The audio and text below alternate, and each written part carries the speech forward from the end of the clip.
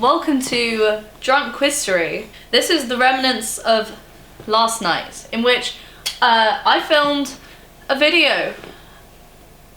Oh, how do I explain this? It's quiz facts, and I take those things and I get drunk and I talk about them. Welcome to this episode of Drunk Quiztory. Today we have a little conversation with me exactly 24 hours ago about why I love Antony and Cleopatra by Shakespeare so much. This is a play that has come up several times in quiz, and because I love it so much I managed to first line it every time. And so hopefully my knowledge and my facts that I bestow upon you will be useful for quiz. Maybe they won't. Focus, bitch. No, okay, you're going to want to lean much lower because I'm not even getting your shoulder in. Do you see me? Now. This is before. So do I... Yeah! It's going along with this shit. Is that the... Yeah, those are in fact names. Oh, Wikipedia's long. Do the Spark Notes one because it's easier to understand. Oh, the spot. Okay, Antony and Cleopatra is a full-out classic. Mr. Shakespeare, we know like 10 plays by him. Everyone essentially, like, they start out with the classics. They start out with Romeo and Juliet. Everyone knows Romeo and Juliet. They start out with Midsummer's Night Dream. Twelfth Night, the guy with the tights is in Twelfth Night, right? But Antony and Cleopatra is one that is often overlooked because it's a history and no one cares about histories. I have my new Cambridge Shakespeare Antony and Cleopatra book right here. I've got a list of characters and I'm going to shit talk every one of them. How's the focus? Brilliant. Beautiful. When you get a question in quiz, what you get for plays and stuff is you get names of smaller characters. Caesar is like the small boy, kind of. He's like in his early 20s in my mind, and he looks up to Mark Antony because Mark Antony was like this big, really good, like, what's the word? He does like lots of war and does it well, essentially. Caesar looked up to Mark Antony, but because Antony, who I'm gonna refer to him as Antony now, because Antony's like such a little like hedonistic little bitch, he's like, oh, I want Antony back to the old days. I want him to be like how he was and we can work together and be great. But he's too busy being with Cleopatra, which we'll come to later. So Caesar's like, he's out for blood, he's young, he's ready to fight. And Antony, you know, he just is really into feeling good right now. It's like his thing. One thing that's really important, we have two places in Antony and Cleopatra. We have Rome and we have Egypt. In Rome, everything that happens in Rome is really boring. It's really boring and like political and like they've all got their shit together. But in Egypt, everyone's having a really fun time. Everyone's really like hedonistic. This is the word that comes up forever and ever and ever. And will always come up for Antony and Cleopatra. So Antony's just like, I don't want to be in Rome anymore. I want to have like a good time. He goes to Egypt. Cleopatra, meanwhile, the Queen of Egypt, as it says quite literally here, she has motives. In my mind, she has motives. She has, like, motives.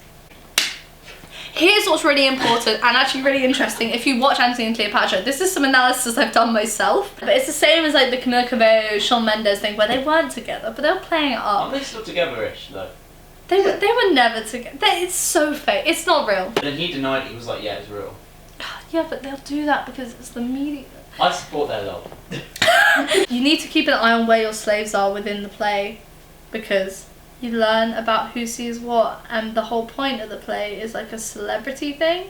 But in the day of shaky spears. Oh yeah, lol. Octavia. Who is Octavia? She is a foil for Cleopatra. Do you know what a foil is? Do you know what a foil is? A foil is when you have like a main character, like a protagonist, and then you have like something that reflects them, and by comparing them together you can see the true values that the main character has. For example, if you have read Pride and Prejudice, you have Elizabeth Bennet, #1 being like true legend. You have her foil is Charlotte, who marries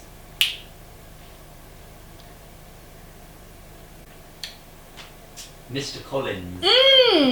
Mr. Collins, he's such a slimy bitch, okay. Octavia is the sister of Caesar, who is in the Triumvirate. She's really boring. And all she wants to do is just have a stable marriage. And so Antony's just like,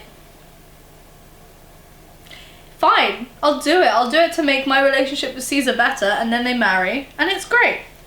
Except it isn't. It's not great. It's not great at all. Yeah, I've been rolling for 20 minutes. I've just been talking shit about shit. Okay, should we give it a pause?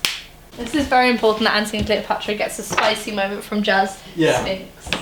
Also, please would you remind me when it hits about 6:30, because that's when this dumb bitch eats. Cool. Okay. Shall I just set an alarm for 6:30?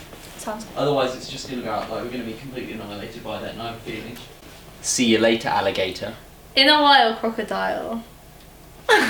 Wow, that's knowledge. I know so many nursery rhymes. Okay, back to the characters. Charmian and Iras are the two. Iris? Charmian and Iras. As I've been saying it for years, you know?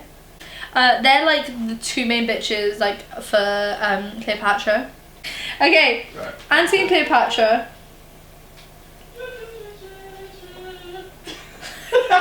Pompey is like, okay, so if we think of the protagonist, he's like the antagonist. He's like the guy that's like the villain of the play. Don't know what he wants. Genuinely, thinking about it, Pompey's not even on the fucking list of people. Oh, hold on, let's just go straight to war. Hold on, I know where I am. Okay, everyone's at war and they all fucking hate each other. The Triumvirate versus Pompey, they're like, boosh. Cleopatra is like, I'll join you too, I'll be great.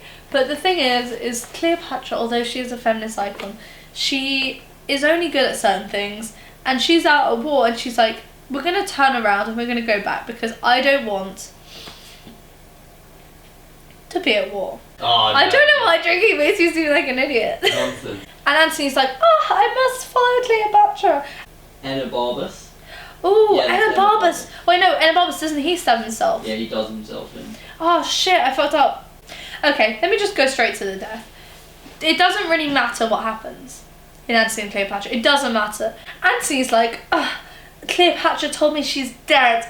What do? I should just like kill myself. And he stabs himself. He falls onto his sword and it just like goes through him and it's like, oof. And then a messenger comes and is like, oh yeah, by the way, Cleopatra's alive. You thought she was dead? She was joking. Antony is like, fuck, take me to Cleopatra. Cleopatra's on the top of a monument and Antony has to be lifted up. It's really clunky, it's really ugly. I want the attention because you're dying and that's sad. Oh, I want the attention because I'm dying, and they're like fighting over like the spotlight. The breaking of so great a thing should make a greater crack. The world round should have shook lions into civil streets and citizens to their dens. The death of Antony is not a single doom. In the name lay a moiety of the world. Essentially, Caesar sees Antony as big man, but also he's a bit shit because now he's... That light flashing reminds me of Jazz. My cat. But basically, he's going to parade Cleopatra through the street. She's like, I'm not having that. I am not having that. I would rather be dead. And then she's like, bring in the clowns. And the clown comes in and he has some figs. And in the figs, there are snakes. And I'm not kidding you. She gets these tiny fucking snakes. She puts them on her titties. And they bite. And then she dies of poisoning. Oh no, I'm really drunk. Woo! It's really fucking good, and if you can analyze it correctly by seeing it not for what it is but for what it hides, you will feel better about yourself. Cheers to that. Indeed. Because all you need is a friggin' chestnut to get you the buzz. By the way, does this give a cohesive like vision of what Antony and Cleopatra is? Do you I understand? have no idea. I'm guessing. And that's all of them. I think that's all the facts. And if there are more facts, I go in here.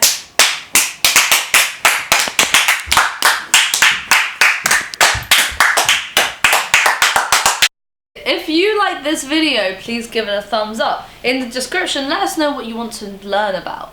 Maybe you want to see another video, in which case you can click on my right in the fireplace because it's steaming trash. Subscribe. Do quiz. Create a local quiz society. Build up and change your environment around you. I dare you. Good night. Drink safely.